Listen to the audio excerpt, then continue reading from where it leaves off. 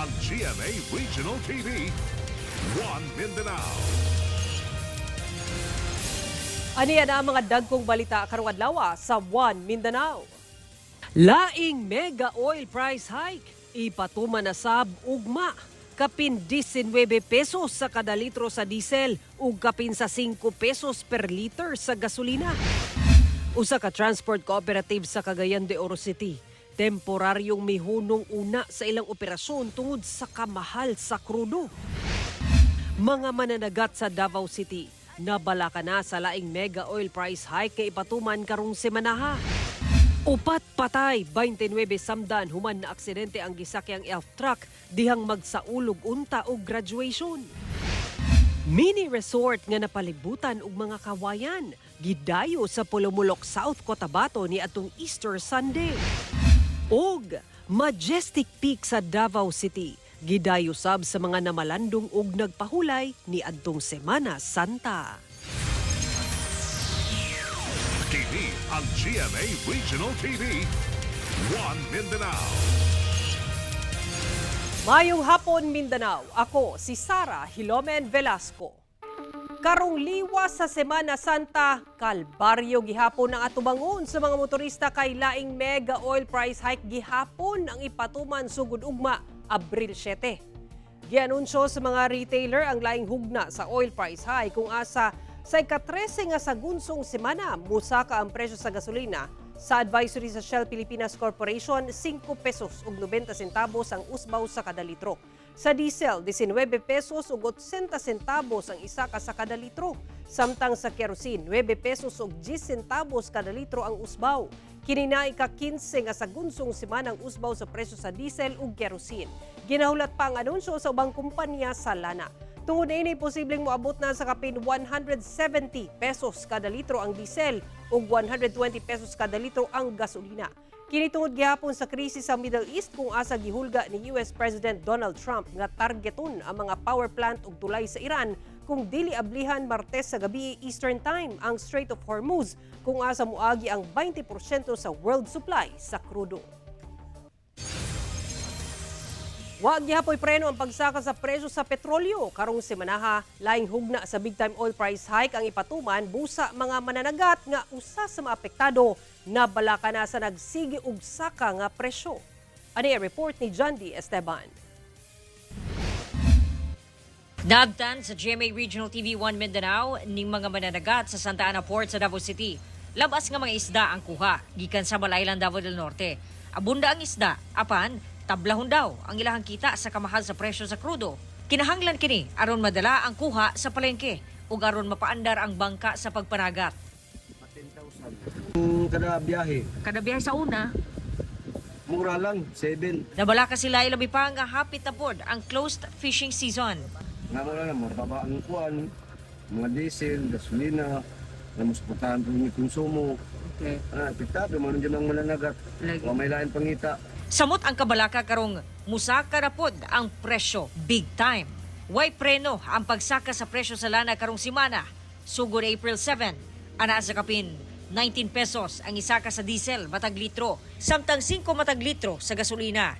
Busa ang matag litro sa diesel ginalantaw nga mutungtong na sa kapin 170 pesos, samtang 120 pesos matag litro sa gasolina. Ang mga lokal nga panggamhanan nagdanginot na sab og petrolyo aron dili maapektuhan ang serbisyo panahon nga ubos na kaayo ang supply. Sama sa Davao del Norte Provincial Government, giminusan ang paggamit og mga sakyanan. I-reduce na tog maayo ang utilization sa vehicle sa Kapitolyo para nga karon pa lang daan naka-ready ta nga naatay reserve nga diesel o naatay reserve nga gasolina. Nipalit matud pa og duha ka dagkong tankers ang probinsya nga makastore og 24,000 liters sa petrolyo. So duha ni siya ang atong emergency purchase in case nga magkaroon na gyud og dakong shortage, magamit na to ang atong tanker nga maoy mo marketing for diesel para nga maka-continue ang serbisyo nato sa province of Davao del Norte, especially kaning rescue nato, rescue vehicle in times of calamity, atong mga ambulance, ang atong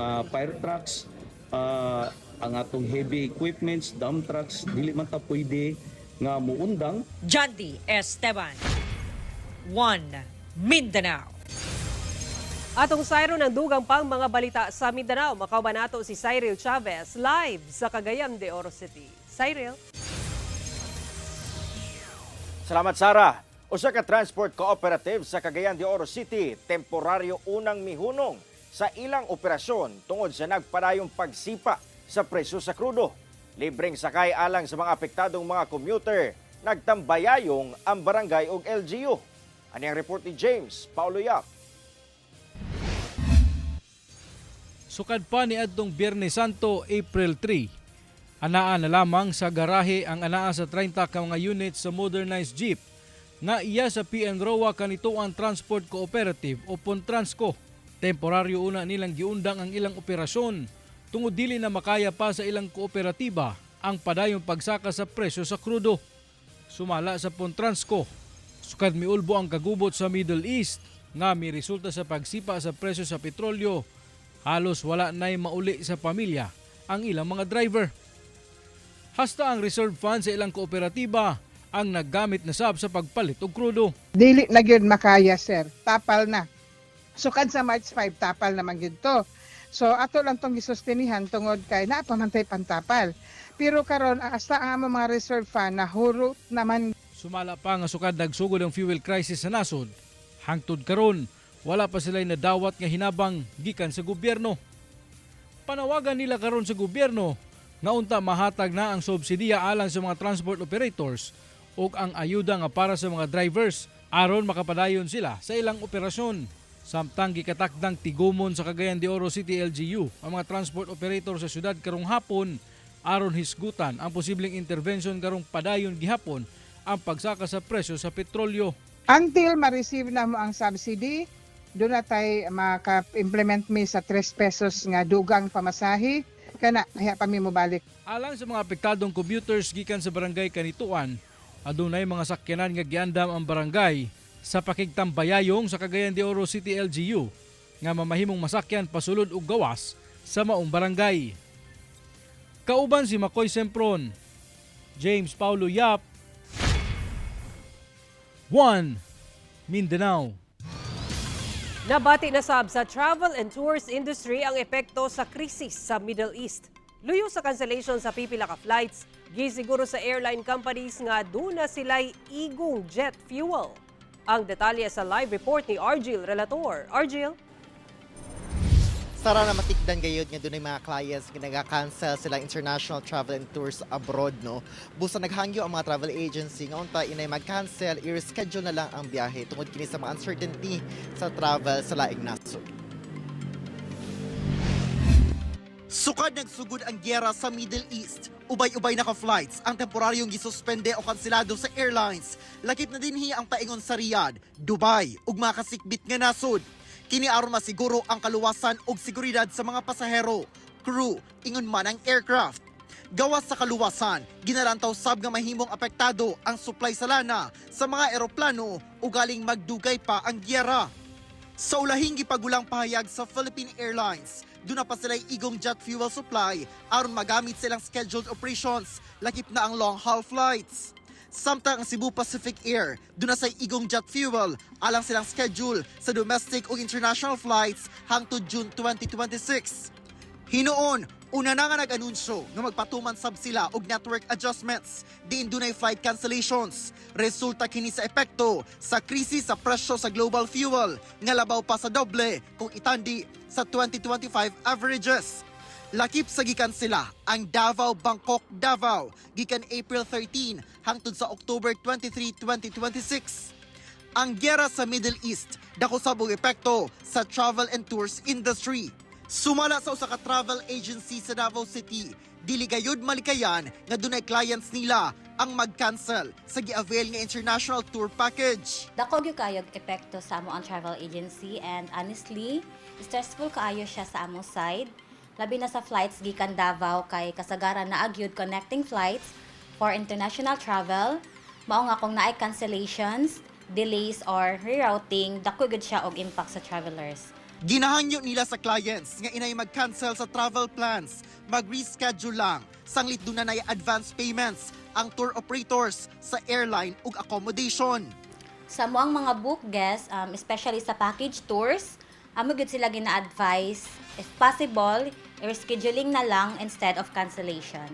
Given the current situation, daghan gyud uncertainties sa flight, so importante gyud nga mag-anda mag extra patience and understanding. Hinoon, ginasiguro nila nga updated ang clients o gina-assist sa pag-manage sa travel plans sa pinakaluwas ug praktikal nga pamaagi. Sa mo ang side, ginamonitor gyud namo ang update sa airlines, labi na kung naay pagtaas sa fuel surcharge kay automatic man gyud mosaka ang airfare. Kung naapod flight cancellations, ang airlines kasagaran mohatag og alternative options sama sa refund, rebooking o travel fund. Sara, nag-abiso ang Civil Aeronautics Board no nga dunay pagsaka sa presyo sa mga flights hangtod sa April 15 tungod sa pagsaka sa passenger ug cargo fuel surcharge ala sa domestic ug international travels. Sara. Okay, daghang salamat, Argil, relator. Upat ang patay, samtang 29 ang samdan. Human misangput sa trahedya ang pagsaulog unta sa graduation. Human na disgrasya ang isakyang elf truck sa Alyosan, Cotabato ni adtong Sabado de Gloria. Nakaalerto si Efren Mamak. Sa CCTV, makita kining naglatas nga motorsiklo nga dunay elf truck nga nagsunod sa kadalanan sa Barangay San Mateo, Alyosan, Cotabato pasado alas 3 sa hapon adlawng Sabado. Apan diyang naabtan na sa elf truck ang maong motor, kalit kining misimang og dalan hangtod nga nabangga kini sa tumoy sa Center Island ug natikalbong ug nabangga sab sa kasugat nga multicab.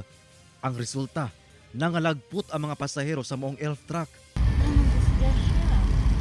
Nagpasad na sa kalsada ang mga pasahero. Gilayong gitabang ang 29 ka mga biktima sa maong elf truck. Lakip na ang 55 anyos nga lalaking driver ni ini. Ug ang upat ka mga biktima sa multicab. Lakip na ang 57 anyos nga lalaking driver. Apan gideklarang dead on arrival sa ospital.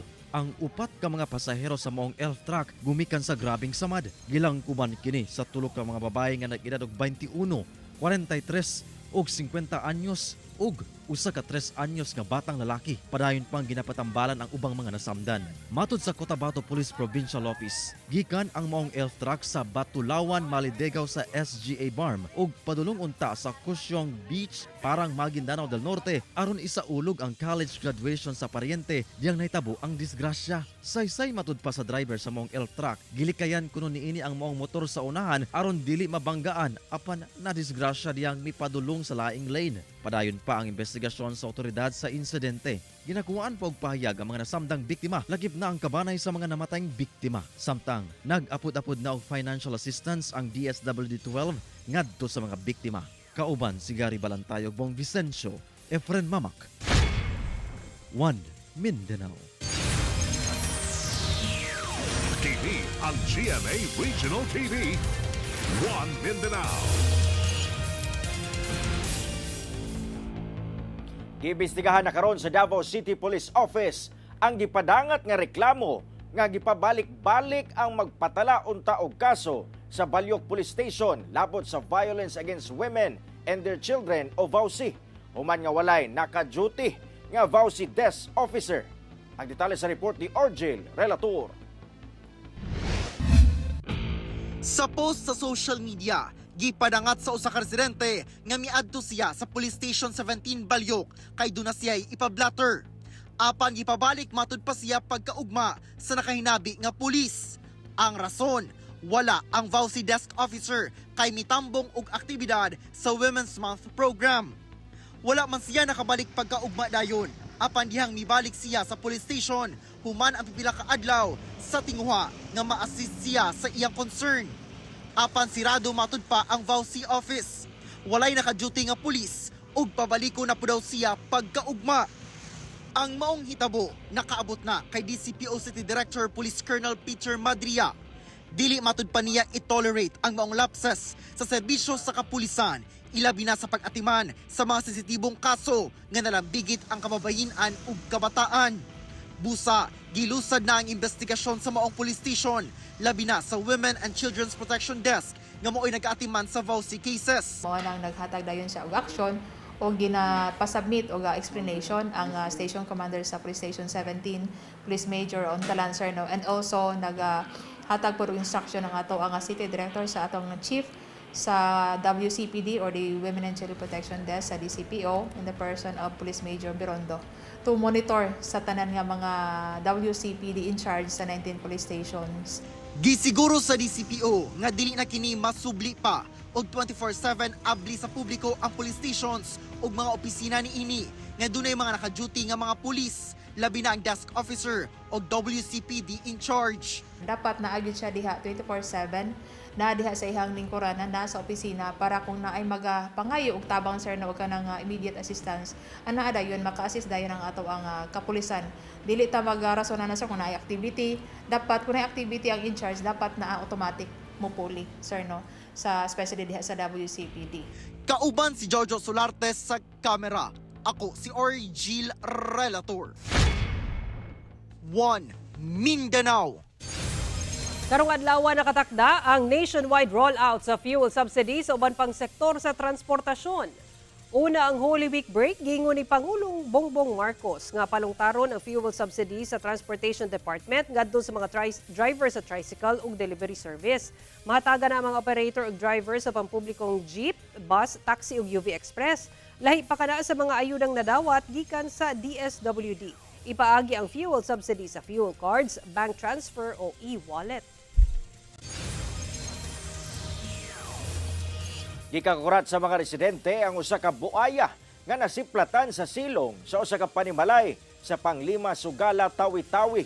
MDRRMO subling nagpahimangno kung ugaling makakita og buaya. Usa ka matang sa buaya ang napalgan sa mga residente human kini naiwagan og flashlight sa silong sa usa ka stilt house sa Barangay Buan, Panglima, Sugala, Tawi-Tawi banda alas 8 Sabado sa gabi. Matod sa uploader, high tide niadtong tungura diyang nasiplatan ang maong mananap.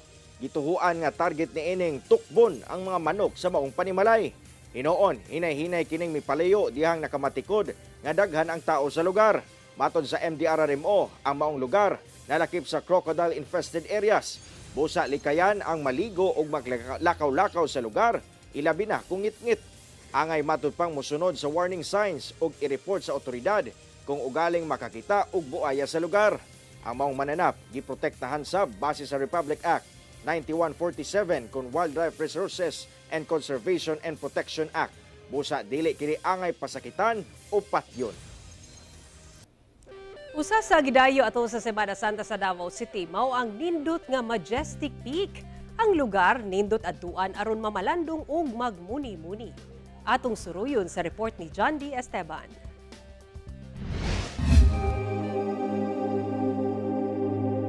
Paraiso sa maanindot nga talanahon ang imuhang masaksihan sa Majestic Peak sa Barangay Marahan, Marilog District, Davao City. Apan labaw pa sa nindot nga makita mao ang pagpalig-on sa lawom nga pagtuo. Usa kini ka religious site. Ilabi na ngadto sa mga deboto nga buot hinumdumon ang sakripisyo ni Hesukristo. Dunay nakalatag nga 14 Stations of the Cross, ang tradisyonal nga debosyon sa mga Katoliko nga nagpakita sa mga yugto sa pagpakasakit ug pagkamatay ni Jesus. Sa unang mga tikang sa tungasunong agianan, mao ang unang istasyon, ang chapel.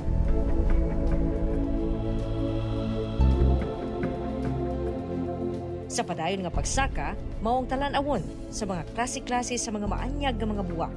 Napalimutan ang lugar og pine trees. Mabati ang bugnawng kuyuhoy nga daw anaa ka sa Bagyo. Makatagbaw sa imuhang pananaw ang madanihong lunhawng kabukiran. Duna sa mga Ifugao-inspired houses. Ang lugar, dunay gilapdon nga 2.8 hectares. Naay 50 pesos nga entrance fee nga gamiton alang sa pagtukod sa San Miguel Parish. Ito yung place na napakatamimik at medyo, hindi lang medyo, ma-feel mo talaga ang suffering ng ating Panginoong Jesus. For me, it's a sign of a small sacrifice for the love of God, and of course, reflection this Semana Santa. Kapin 500 steps o tikang ang kinahanglan ay makaabot sa Majestic Peak. Human ang taas-taas nga pagbaklay, naabot na gyud nato ang 14th station.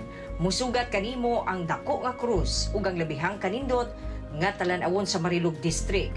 Nindot nga lugar aron mamalandong magpahulay sa kahilom ug kalinaw. Kauban si Jojo Solarte sa kamera, Jandy Esteban, 1 Mindanao.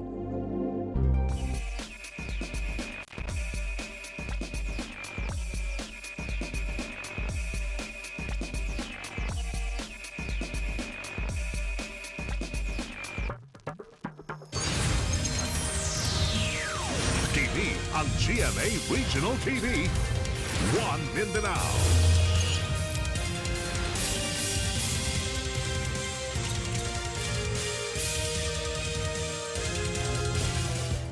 Daog sa Game 1 sa NCAA Season 101 Women's Volleyball Finals ang Letran Lady Knights. Sa unang panag-atbang nila sa Benilde Lady Blazers sa finals karong season, nagtinubagay og puntos ang duha ka koponan sa unang upat ka set. Unang nakapuntos ang Lady Blazers hangtod nakuha sa Lady Knights ang 5th set sa score nga 15-11.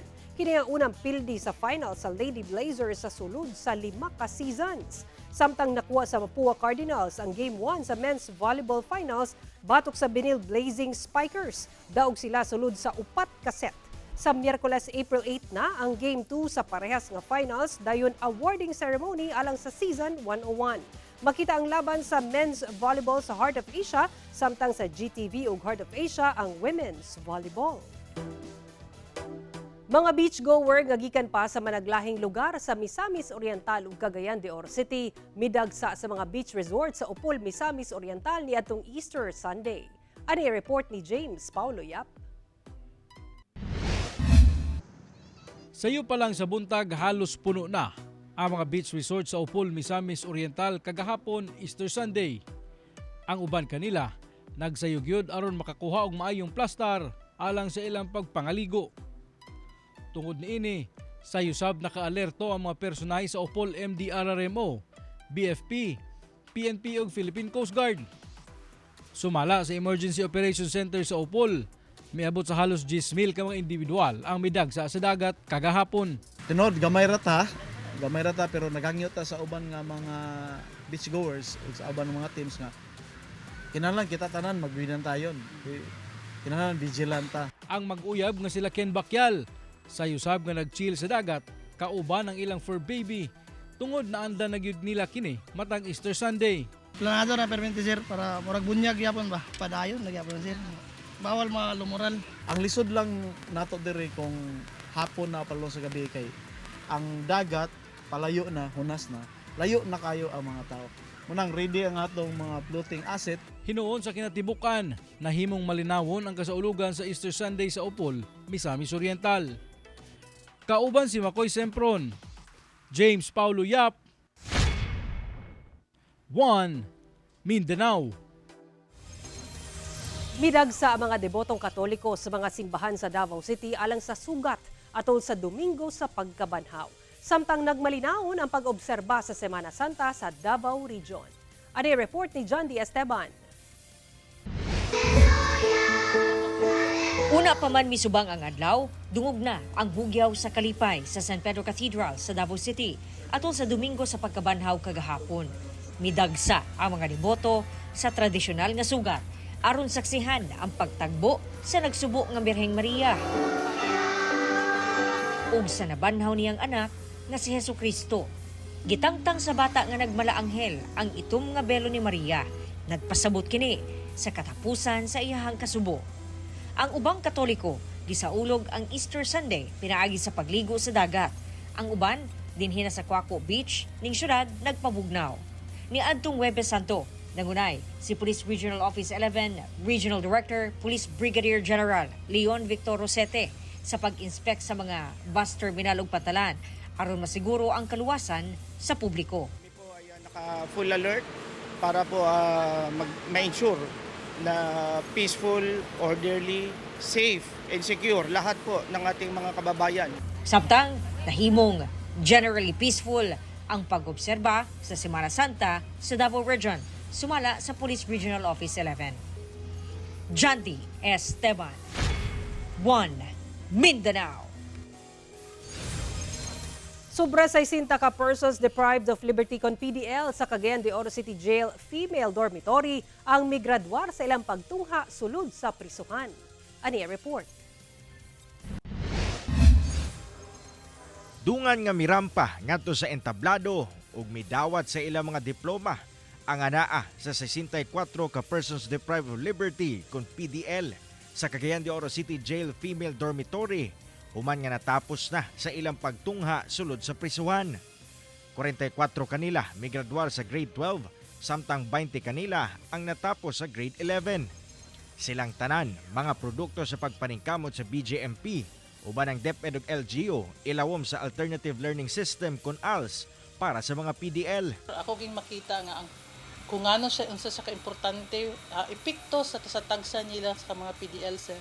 Makita man sa nato ang positive aspect kay sa behavior lang daan kung istorya ta apan pagsulod nila diri sa jail makita ginato nga nagikausaban sir. Gidasig ni Cagayan de Oro City College President Dr. Gestoni Babia ang mga migraduar nga kini pa lang ang sinugdanan sa ilang kabag-uhan. Ihatag sa matud pa kanila ang oportunidad nga makagraduar sa kolehiyo pinaagi sa City College. Andam sa kanibalo, kundi lingkod sa kinaiya, dili lang preparado sa trabaho, kundi iandam alang sa mas dako nga katuyuan. Mapasalamato ng mga PDL kay nagbunga matud pa ang ilang paningkamot sulod sa prisuhan.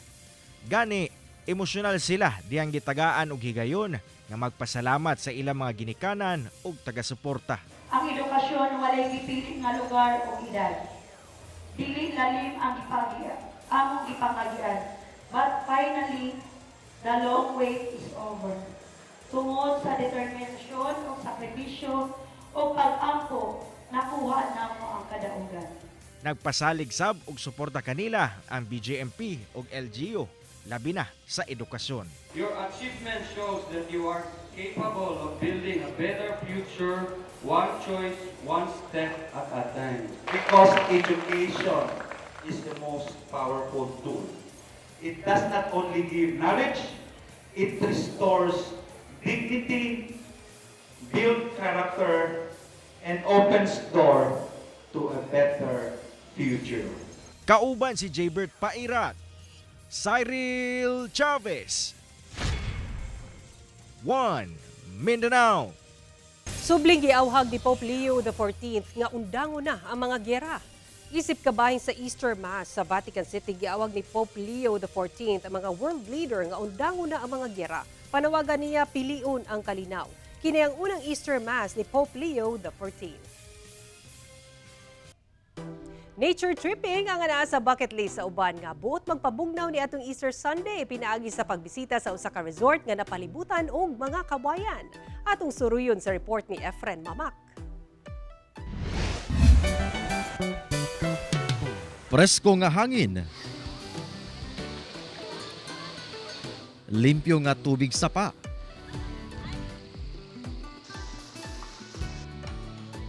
Ug ang kainit sa panahon, dili mabati tungod kay gipalibutan og mga punuan sa kawayan.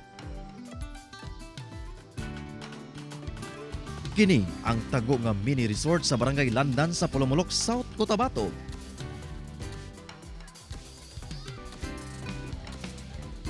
Kung ing-ani ka relaxing, kinsa ba ang mobalibad nga i-appeal kini sa bucket list sa mga laagan?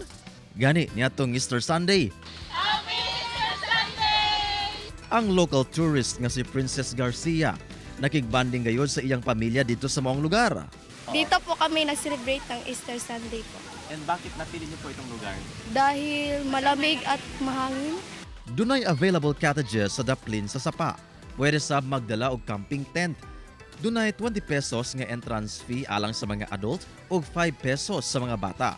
Sumala sa tagdumala. Summer niadtong panahon sa COVID-19 pandemic nasugdan ang pag-develop sa lugar, human dunay mga turista ang giganahan sa lugar. Ang mga punuan sa kawayan nga gitawag nga tambo, apos ug iron bamboo mag 34 ka tuig na nga natanom. Para sa mga turista o bisita nga muanhi dinhi sa lugar, dunay sugyot ang tagdumala sa lugar kalabot cleanliness. Sa mga katauhan, kung kinsa may moadto diri sa kuan sa bamboo site, hangyo ko sa inyong mga basura, ibutang lang sa proper nga disposal. Kauban si Gary Balantayo, Bong Vicencio, Efren Mama, One Mindanao. Gilaumang mahitabo karong adlaw ang 6-hour flyby o ang duol nga paglupad sa Artemis II crew sa moon. Sumala sa National Aeronautics and Space Administration o NASA, masaksihan sa team nga gilaumang nahitabo 2:45 PM ang 6-hour flyby o ang duol nga paglupad sa Artemis II crew sa moon. Lakipsab ang panagsalang o rare nga 53-minute solar eclipse gikan sa deep space nga usa ka unique perspective sa mission. Niadtong Sabado lang gipaambit sa NASA ang picture ni mission specialist Christina Cook samtang nagtan-aw sa Earth gikan sa Orion spacecraft. Gilaumang mahuman ang 10-day journey sa Artemis II mission sa April 11. Mamahimo ninyo kini nga makita ang episode pag-usab sa uban pang lokal nga balita pinaagi sa pagbisita sa official website sa GMA Regional TV o bisita ang among official YouTube channel ug i-click ang subscribe button para sa pinakaulahing balita sa mga rehiyon. Ug mao kato ang mga ulahing balita sa Mindanao karong adlaw. Daghang salamat sa atong mga kapuso sa Mindanao nga nagalantaw kanamog sa atong mga kapuso abroad. Kami ang GMA Regional TV 1 Mindanao. Walay gidapigan, walay giprotektahan, kani adto ug karon serbisyong tinuod lang.